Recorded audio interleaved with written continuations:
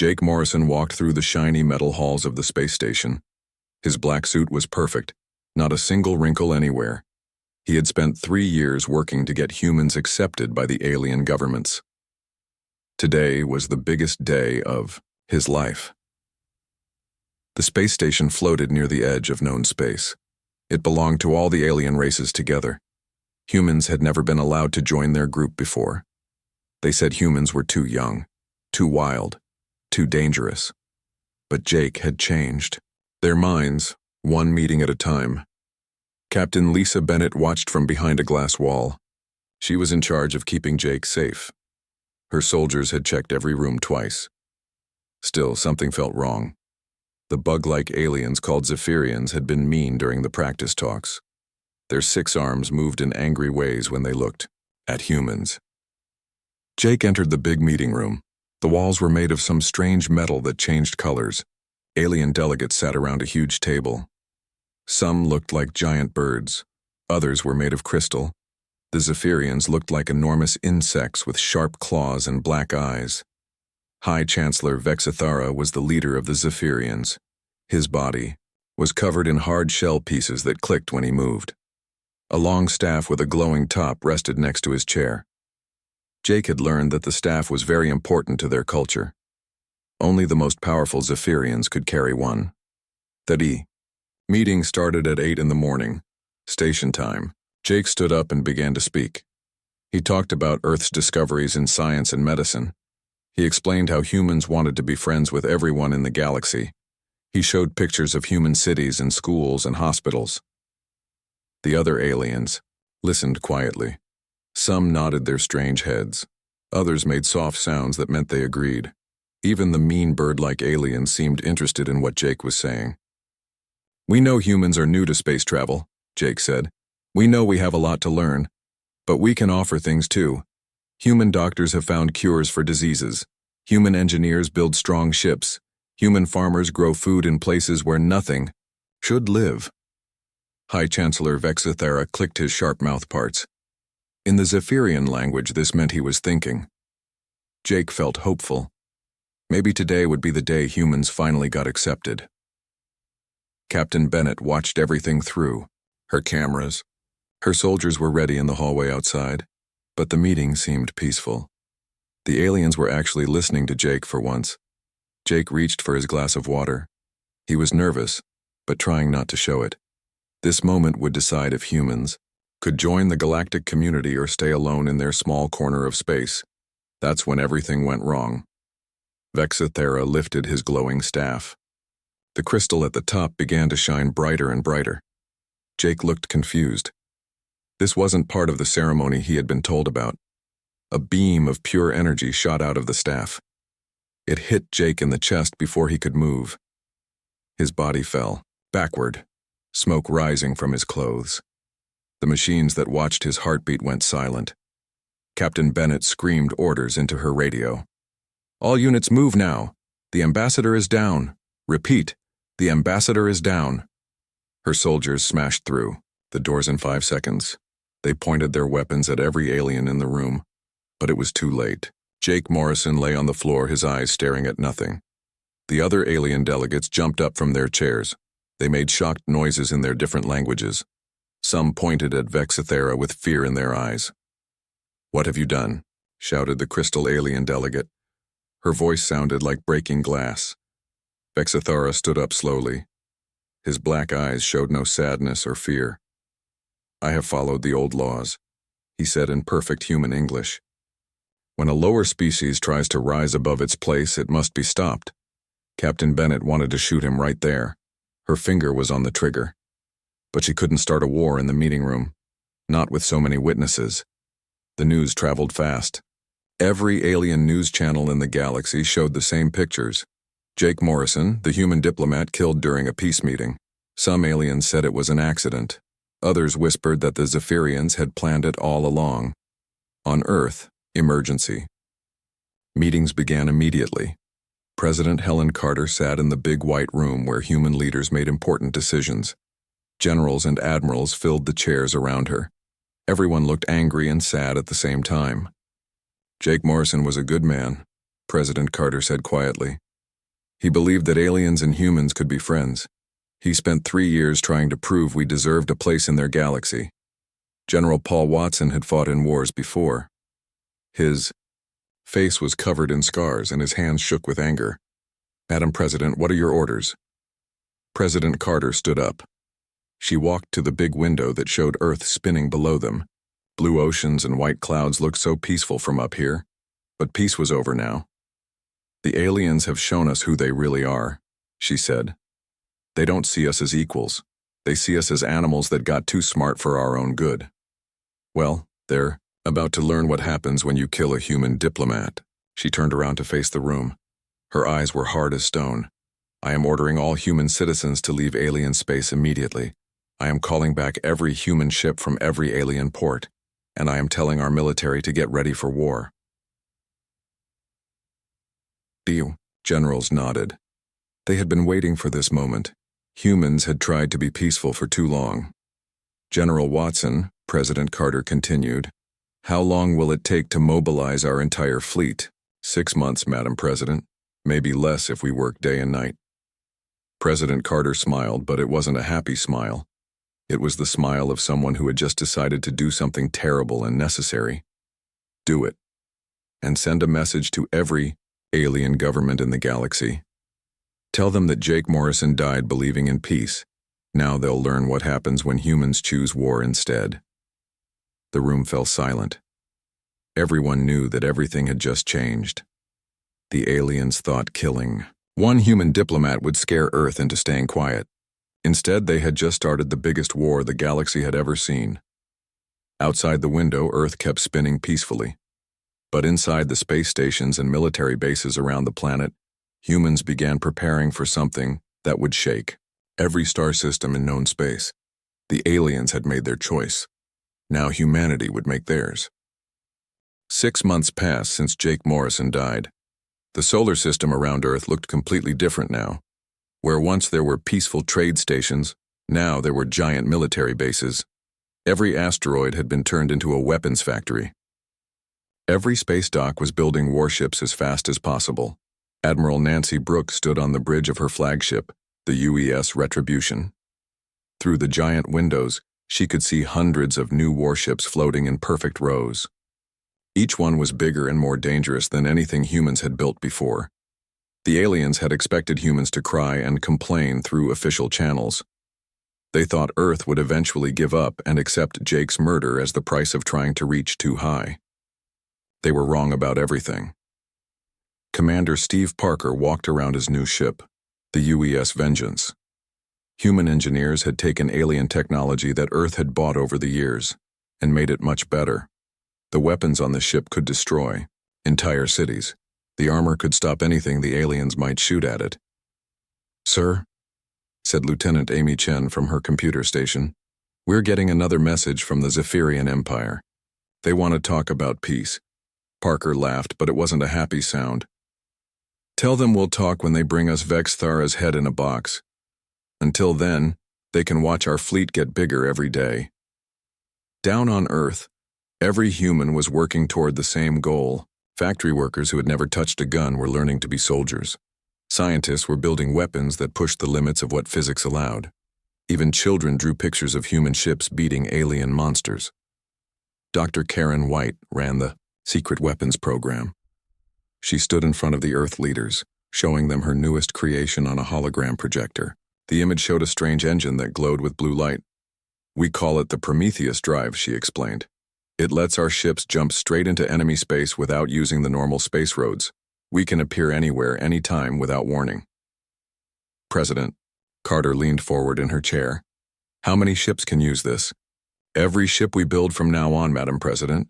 And we've made something else, too." Dr. White's face got darker. "The Zephyrians aren't the only ones with energy weapons. Ours are just more creative about how they kill." All across the galaxy, alien governments watched humans getting ready for war. They had never seen anything like it. Most species took years to build up their armies. Humans were doing it in months. The Altarian Republic tried to help by offering to investigate Jake's death through proper legal channels. The humans responded by banning all alien ships from coming near Earth and doubling how fast they built new weapons. Ambassador Chen Lu worked for the Galactic Council.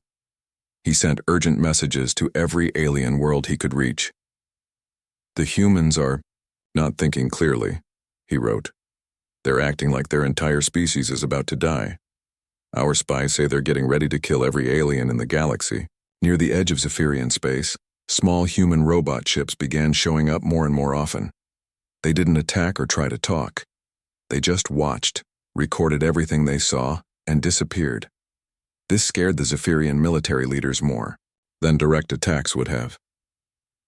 High Chancellor Vexithara had been promoted to Supreme War Leader after killing Jake.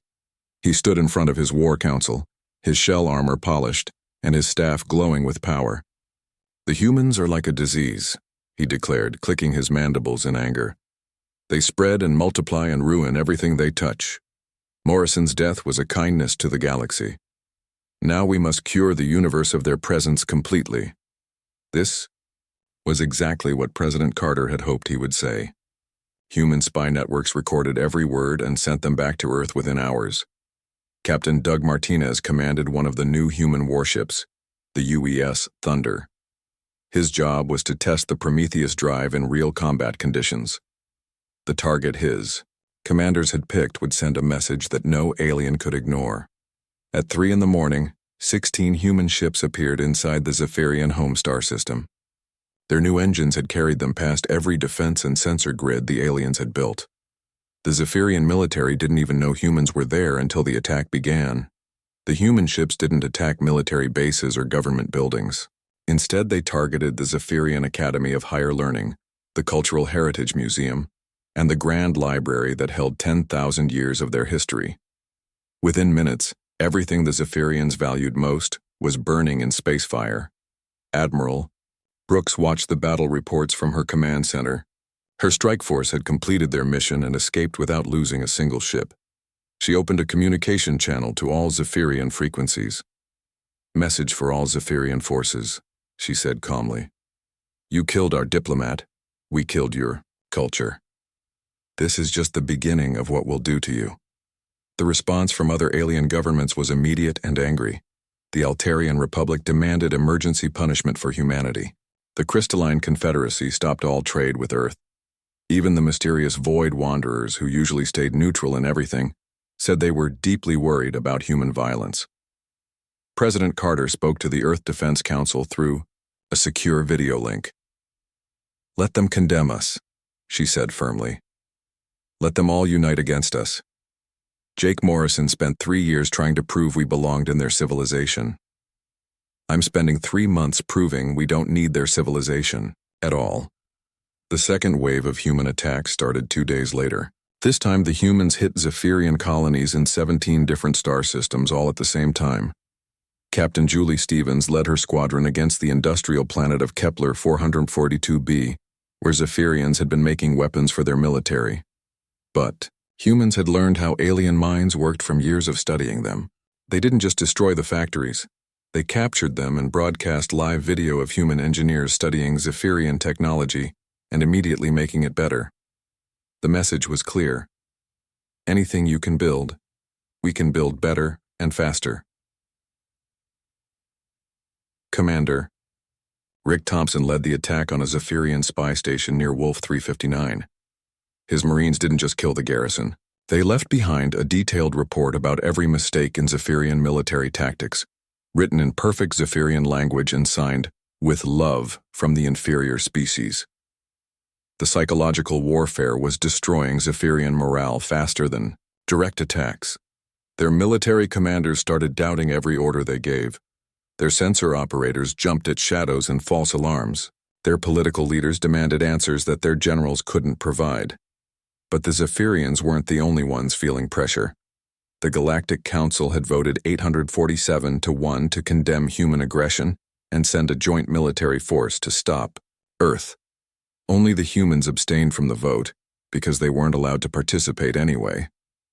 Admiral Terry Clark commanded the UES Defiance when he got orders to stop a galactic peacekeeping fleet heading toward human space. His 47 ships faced 300 alien vessels representing 12 different species. The aliens expected humanity to retreat or try to negotiate. Instead, Clark sent them a simple message. You have 10 minutes to turn around and go home. After that, we'll help you join Ambassador Morrison in whatever comes after death. The aliens didn't retreat. 8 hours later, the debris field from the battle stretched across half a light-year of space. Admiral Clark was already requesting more ships to help with what he called a minor skirmish. Back on Earth, military recruitment centers couldn't handle all the volunteers. Citizens who had never held weapons were demanding combat training. The same spirit that had carried humanity from living in caves to traveling between stars was burning brighter than it had in centuries. Dr. Martin Stone spoke to the Global Defense Assembly, capturing the mood perfectly. They thought killing one diplomat would make us afraid. Instead, it reminded us who we really are. We're not just another species begging for permission to exist, we're humanity. We take what we want and we never ever back down. 1 year had passed since the war began. The Galactic Council had lost over half of its member worlds to human attacks. What started as a simple police action against rogue Earth forces had become a desperate fight for survival against an enemy that ignored every rule of civilized warfare. Captain Sandra King stood on the bridge of the UES Perseverance as it came out of hyperspace above Altaria Prime. The capital world of the Altarian Republic had been chosen for a special demonstration. For months, the Altarians had led efforts to organize the galaxy against humanity. Now they would learn why those efforts had failed. The humans didn't attack the planet with bombs or energy weapons. Instead, they used a new device that Dr. White's team had created. Quantum disruptors that made all Altarian technology stop working. Within hours, a civilization that could travel faster than light was reduced to using candles and tools made by hand. Admiral Brooks sent a message to the powerless world below. This effect is reversible. Pull back your colonies, call home your fleets, and stay out of our way. Otherwise, we'll leave you in the Stone Age forever.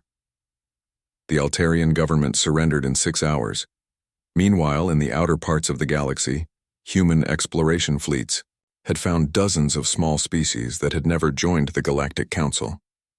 Captain Ben Rodriguez led diplomatic missions that offered these worlds something the Council never had: real partnership instead of slavery. The Terran Republic of Free Worlds was born from these alliances. Humans shared their improved technology freely with species that had been used by the galactic powers for centuries. The Kethavar clans provided knowledge about biology. The Silicon Mines offered computing power. The Drift Riders shared their secrets of hyperspace navigation. What grew from this wasn't an empire, but a group of equals united by a simple idea. No species would ever bow down to another. President Carter stood in the newly built Human Command Center on the Moon, watching displays that showed the balance of power shifting across the galaxy. Admiral Brooks, she said quietly, give me a status report on the Zephyrian Empire. 57% of their territory is under our control, Madam President. Their remaining forces have pulled back to their core systems and are asking for peace talks through Crystalline Confederacy mediators. Carter's smile was as cold as the space between stars. And our response? The same as always. We'll negotiate when they hand over Vexithara for trial. Until then, we continue total war. But the war was changing beyond simple conquest. Human commanders like General Lucy Barnes were proving something that terrified the remaining galactic powers. They were learning and adapting. Every battle made human forces more effective. Every captured alien ship was studied and improved. Every defeated enemy taught new lessons about tactics. The Crystalline Confederacy, desperate to avoid Altaria's fate, tried to negotiate directly with Earth. Their delegation was led by crystal singer Harmonious Echo of Distant Stars, who offered humanity full membership in the Galactic Council and recognition as a major power. Commander Pete Wilson represented Earth at the negotiations. He listened politely to their offer. Then he stood up and gave humanity's response.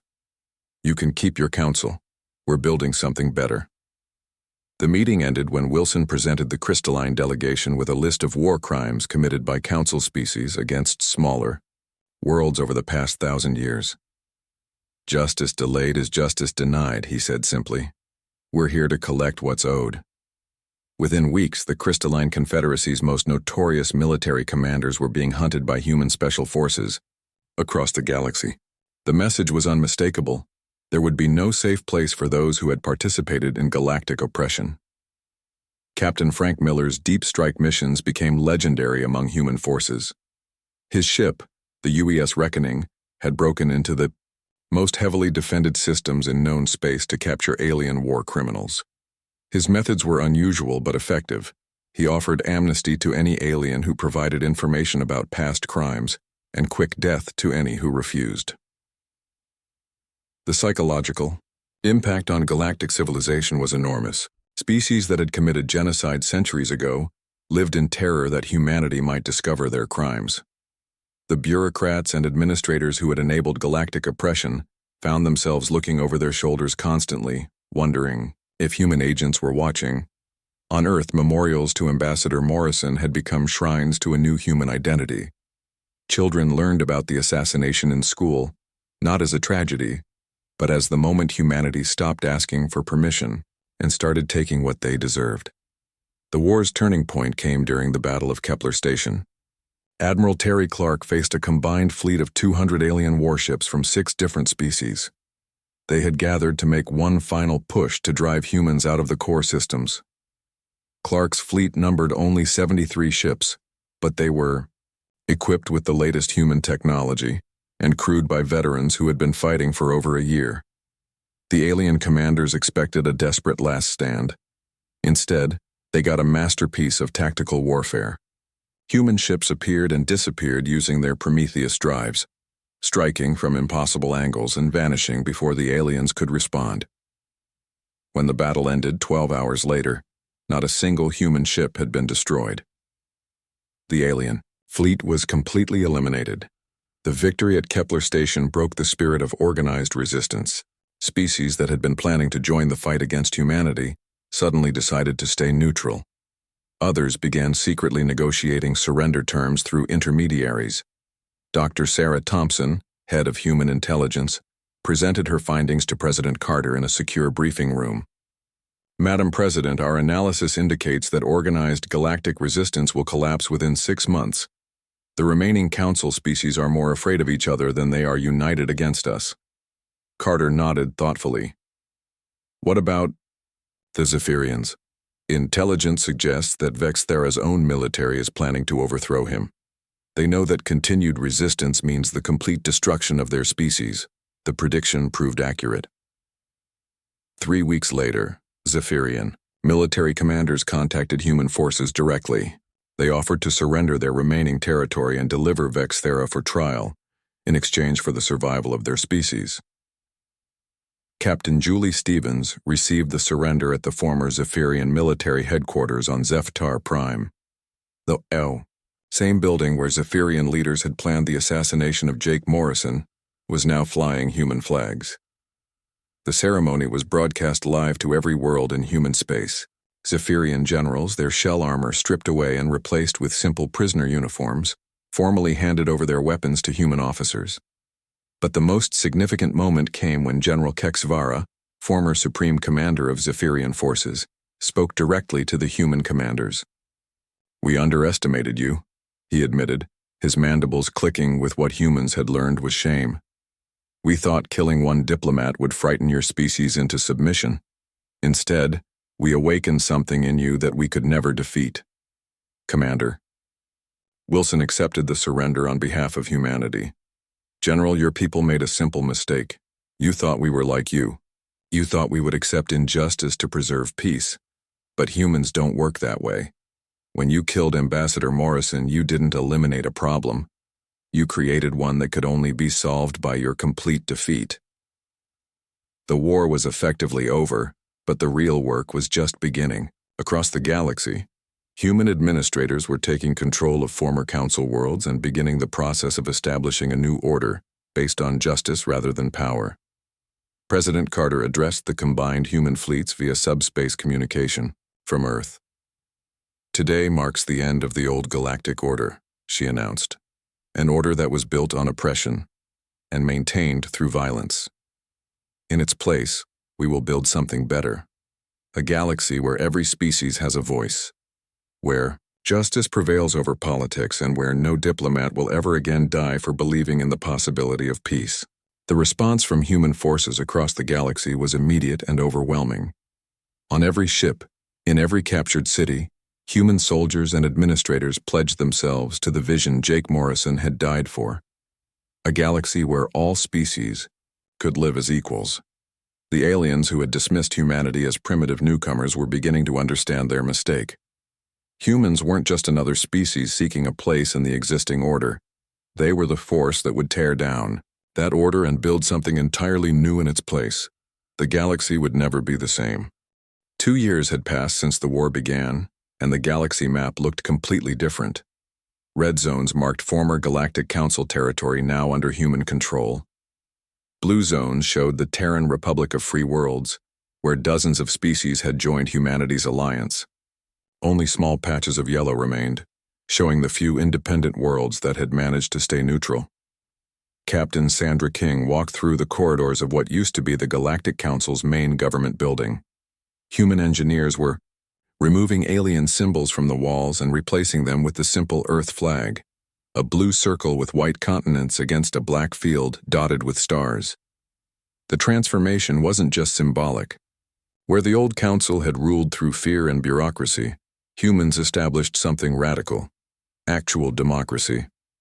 Every species in human territory got to vote on laws that affected them. Every world could send representatives to the new galactic. Assembly Admiral Nancy Brooks reviewed intelligence reports from her command ship orbiting the former council capital. The remaining alien governments were falling apart from the inside. The Crystalline Confederacy was fighting a civil war between those who wanted to surrender and those who wanted to fight to the death. The Void Wanderers had simply vanished into deep space, abandoning their colonies entirely. "Admiral," reported Captain Doug Martinez via subspace communication, "we've received another surrender request. This time it's from the hegemony of Krell. They're offering to turn over their entire military fleet in exchange for clemency." Brooks smiled grimly. "Tell them the same thing we tell everyone else: full disclosure of war crimes, complete disarmament, and acceptance of the new galactic constitution. No exceptions." The old alien empires were learning that humans didn't negotiate from weakness. Every surrender had to be complete and unconditional. There would be no going back to the old ways once the fighting stopped. Commander Pete Wilson had been promoted to general and put in charge of establishing the new government system on captured worlds. His job was difficult because many alien species had never experienced democracy before. They had lived under dictatorships for so long that the concept of voting was foreign to them. On the former Altarian capital world, Wilson stood before a crowd of confused aliens trying to explain how elections worked. "Every adult gets one vote," he said patiently. "It doesn't matter if you're rich or poor, military or civilian. Everyone has an equal voice in choosing your leaders." An elderly Altarian raised one of her 4 arms. "But who decides which votes count? Surely the wise ones should have more influence than the young ones." Wilson shook his head. "That's the old way of thinking. In a democracy, wisdom comes from the collective judgment of all citizens, not from a small group of elites deciding what's best for everyone else." The crowd murmured uncertainly. This was going to take time, but humans were patient teachers when they needed to be. Meanwhile, in the outer regions of space, human exploration teams were making an incredible discovery. Captain Ben Rodriguez led a survey mission to the edge of the galaxy and found something that changed everything: first contact with an entirely different galaxy. The Andromedans had been watching the Milky Way for thousands of years, but they had never bothered to make contact because galactic civilization had seemed so primitive and violent. The rise of humanity changed their perspective dramatically. Ambassador Brightstar Dancing represented the Andromedan Confederation in the first intergalactic diplomatic meeting in history. Her species looked like tall, graceful humans made of pure light, and they had technology that even human scientists could barely understand. "We have observed your species for 2 of your years," she explained to Captain Rodriguez. "Your transformation of galactic civilization is unprecedented. Most species seek to join existing power structures. You destroyed the structure and built something better. Rodriguez smiled. We had a good teacher, failure. When our diplomat was murdered, we learned that asking permission was never going to work. So we stopped asking and started taking. The Andromedans were fascinated by human military tactics, but they were even more interested in human political philosophy. They had never seen a species successfully transition from dictatorship to democracy on a galactic scale. Back in the core systems, the final act of the war was beginning. High Chancellor Vex Thara, the Zephyrian leader who had killed Ambassador Morrison, was being hunted by his own people.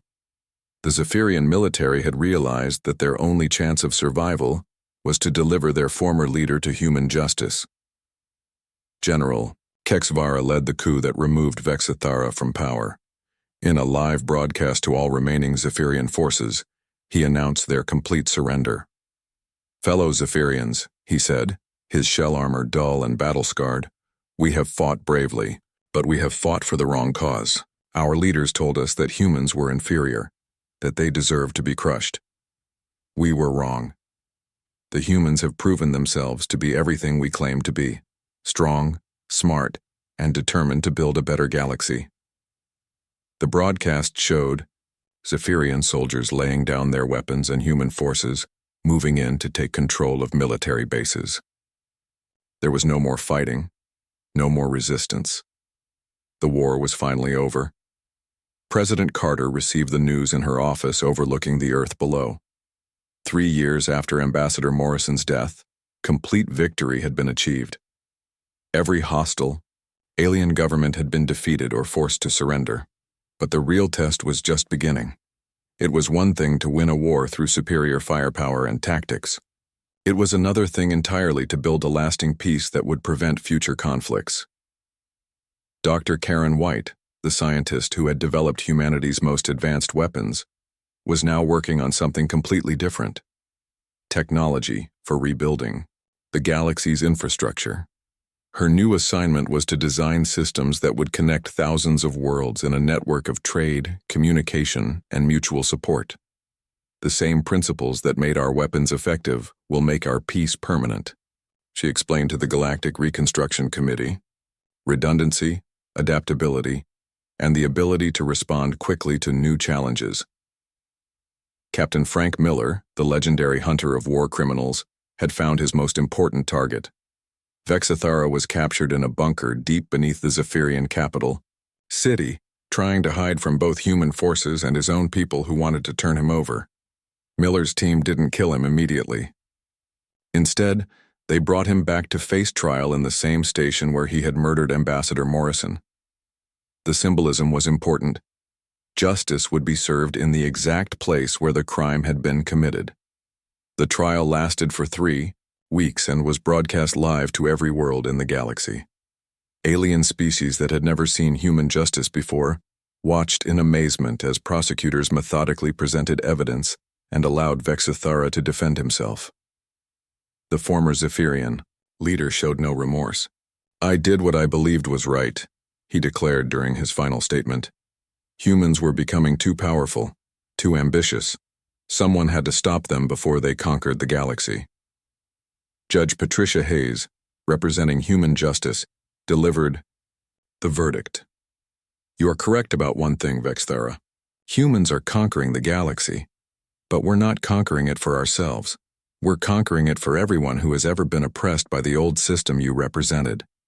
The execution was carried out by energy weapon, the same method Vexthara had used to kill Ambassador Morrison. But unlike Morrison's murder, this death was witnessed by representatives of every species in the galaxy and conducted according to law rather than personal hatred.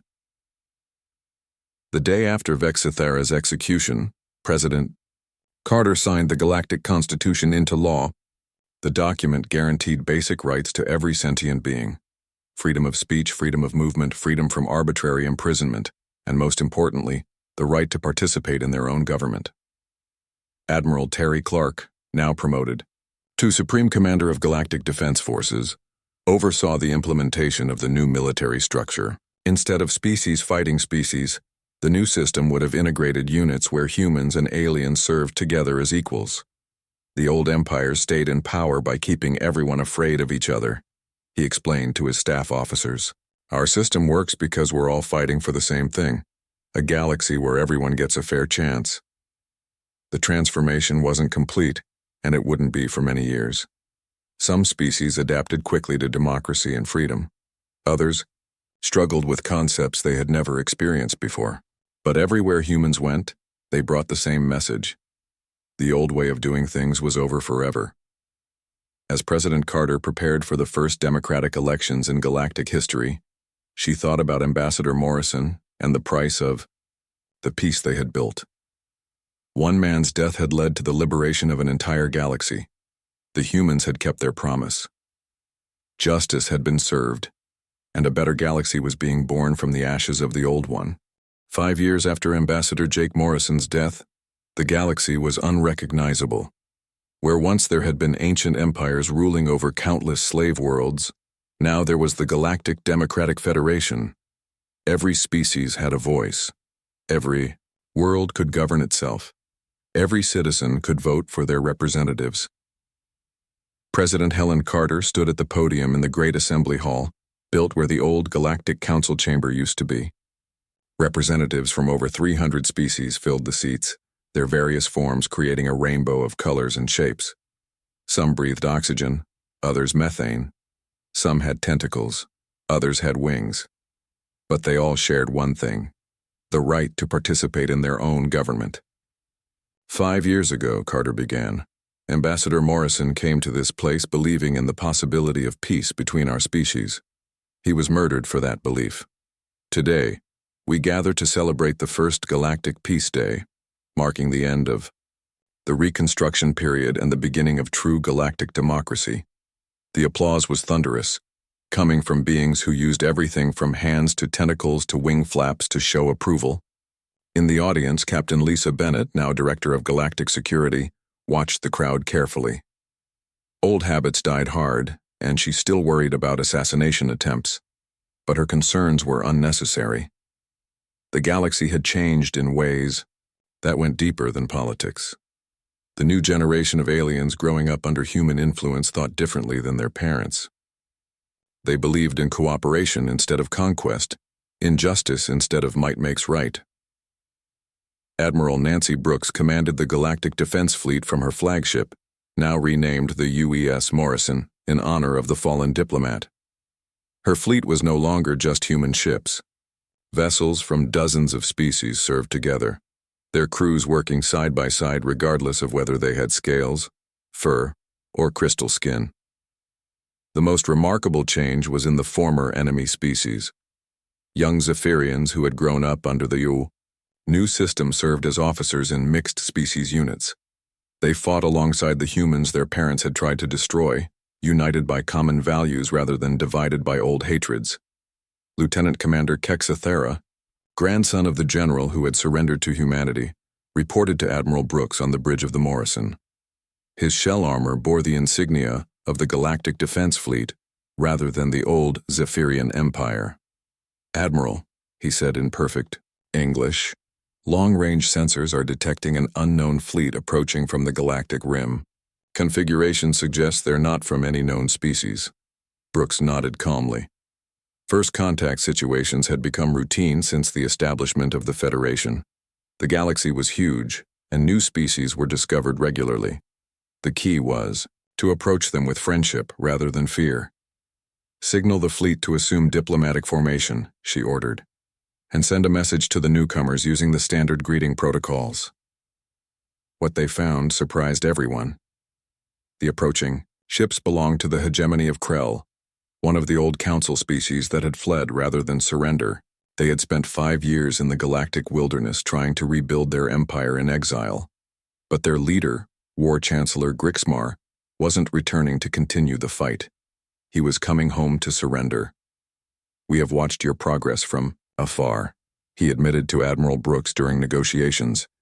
"We expected your Federation to collapse into chaos within months. Instead, you have created something we never thought possible. A government that actually serves its people instead of ruling them." The surrender of the Krell marked the end of the last organized resistance to the new galactic order. Even the IAP species that had refused to join the Federation were now asking for membership rather than fighting against human influence. Captain Sandra King had been promoted to Administrator of New Worlds, responsible for helping recently discovered species integrate into galactic civilization. Her current assignment was the Spiral Arm, where human explorers had found dozens of primitive worlds just beginning to develop space travel. Unlike the old Council, which had enslaved or ignored such species, the Federation offered them a choice: join as equals when they were ready, or remain independent with full protection from any who might try to exploit them. The world of Kepler 438b had just developed faster-than-light communication. Their first message to the galaxy was simple: "We have heard of the Human Federation. We request teachers to help us learn democracy." King smiled as she read the message. This was how the galaxy was supposed to work. Instead of powerful species preying on weak ones, everyone helped everyone else grow stronger. On Earth, memorials to Ambassador Morrison had become something unprecedented, shrines to peace rather than war. Children from dozens of species played together in parks that had once been military training centers. The planet that had launched the greatest war in galactic history had become the symbol of lasting peace. Dr. Karen White, now Director of Galactic Scientific Cooperation, worked in a laboratory where human and alien scientists collaborated on projects that would benefit everyone. Her current team included crystalline mathematicians, Altarian biologists, and even reformed Zephyrian engineers. Their latest breakthrough was the Harmony Drive, a propulsion system that could carry ships between galaxies in a matter of weeks, rather than centuries. The technology would open up unlimited possibilities for exploration and expansion. The irony, Dr. White explained to President Carter, is that war taught us how to make peace. The same determination that helped us defeat the old empires is now helping us build something better. The greatest test of the new system came when the Andromedans invited the Galactic Federation to join the Intergalactic Council, a group that connected democratic civilizations across multiple galaxies. Commander Tony Clark, grandson of the legendary Admiral Terry Clark, piloted the UES Morrison through the first intergalactic jump in human history. His mission was to represent not just humanity, but every species in the Milky Way galaxy. The Intergalactic Council met in a space station, larger than most planets floating in the void between galaxies. Representatives from thousands of species gathered to welcome the newest members of galactic civilization. Ambassador Brightstar Dancing of the Andromedans introduced the Milky Way delegation to the assembled representatives. These beings accomplished something we have rarely seen, she announced. They transformed a galaxy of oppression into a beacon of freedom in less than one generation. The response from the other galaxies was immediate interest. How had humans managed to defeat empires that had ruled for thousands of years? How had they convinced former enemies to become willing partners? How had they built a democracy that actually worked on such a massive scale? Commander Clark's answer was simple. We never forgot that the goal wasn't to win the war. The goal was to build a peace worth fighting for. Back in the Milky Way, President Carter prepared for her retirement ceremony. Her term as wartime leader was ending, and the Federation was ready for its first truly democratic presidential election. Candidates from multiple species were running for the office, each promising to continue the work of building a better galaxy.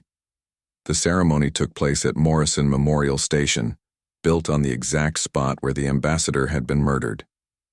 Carter stood before a crowd that included former enemies, new allies, and species that hadn't even been discovered when the war began. Jake Morrison died believing that all species could live together in peace, she said in her final speech as President. We have proven him right. But more than that, we have proven something about ourselves. When humans are pushed to the edge, when our values are threatened, when our friends are murdered, we don't just fight back. We fight to build something better than what came before. The applause lasted for 10 minutes, with beings from across the galaxy showing their appreciation in hundreds of different ways. Some clapped, some sang, some changed colors, some emitted harmonic frequencies. It was a celebration of diversity united by common purpose. As the ceremony ended, a young human child approached the memorial wall where Ambassador Morrison's name was engraved in dozens of alien languages. She placed a small flower at the base of the wall, next to hundreds of similar tributes from beings across the galaxy. Captain Lisa Bennett watched the child with tears in her eyes. She had been there when Morrison died. She had seen the beginning of humanity's rage and the end of the old galactic order. Now she was seeing the beginning of something new. A galaxy where no child would ever again grow up believing that some species were superior to others. The memorial wall bore a simple inscription in every known language. Ambassador Jake Morrison believed in peace. We built it in his memory. Below that, in smaller letters, was the motto that had guided humanity through war and into peace. We came seeking friendship. They taught us war. We taught them justice. The galaxy was at peace, and it would remain at peace because humanity had learned the most important lesson of all. True victory isn't defeating your enemies. True victory is turning your enemies into friends and building a future where everyone can thrive together. Ambassador Morrison's dream had finally come true.